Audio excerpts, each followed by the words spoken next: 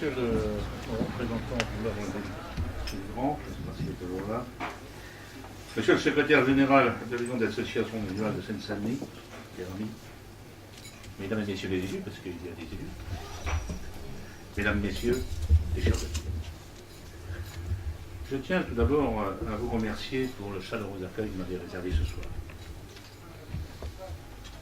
J'ai plaisir à être parmi vous ce soir en tant que préfet, représentant d'État, mais aussi en tant qu'ami, pour partager ensemble ce repas de l'État qui marque la rupture du jeûne et qui est devenu une tradition dans notre département, comme vous l'avez fait remarquer. Rompre le jeûne, c'est marquer la fin d'un effort, d'abstinence, poursuivi toute la journée, sur son lieu de travail comme ailleurs. C'est partager la joie d'être ensemble, partager vos traditions, vos espérances, vos projets. Le mois du Ramadan, temps de recueillement et de compassion, porte avec lui l'image d'un islam de paix, de tolérance, de solidarité. Ces valeurs sont celles de l'islam de France. En Seine-Saint-Denis, plus qu'ailleurs, je sais l'importance d'aménager et de protéger l'espace de liberté dans lequel il s'exprime, au même titre que les autres religions. Toutes celles et ceux qui le souhaitent doivent pouvoir pratiquer la religion de leur choix dans le respect d'une laïcité positive et ouverte, mais aussi exigeante et vigilante.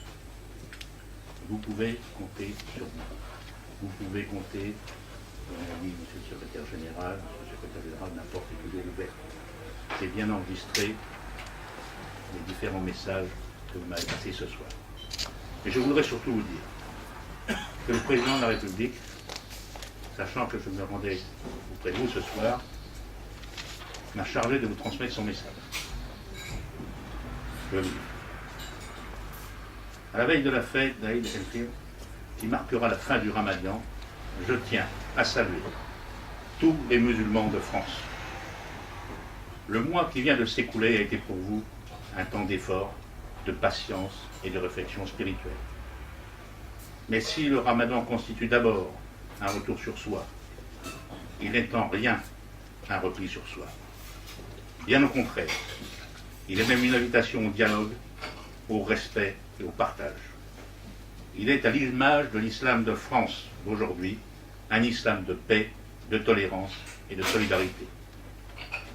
La création du Conseil français du culte musulman, la mise en place d'aumôneries dans les armées, les hôpitaux, les établissements pénitentiaires et d'un cycle de formation républicaine pour les ministres du culte musulman ont représenté des étapes décisives dans la reconnaissance de l'affirmation de l'islam de France. Par le nombre de pratiquants, l'islam est aujourd'hui la deuxième religion dans notre pays. Je le dis avec force, les musulmans de France ont toute leur place au sein de la communauté nationale.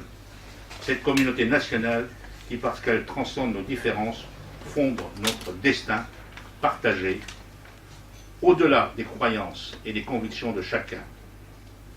Nous nous rassemblons autour de ces valeurs cardinales qui nous tiennent tant à cœur, la liberté, l'égalité, la fraternité.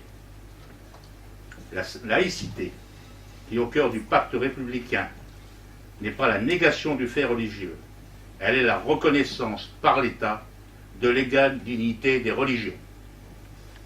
En cette période de fête pour les musulmans de France, je tiens donc à vous adresser un message de sympathie, et j'ose le dire, d'amitié.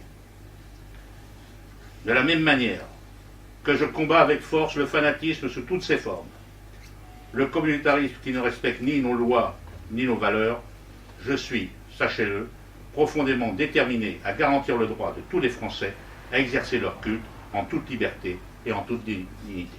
Nicolas Sarkozy.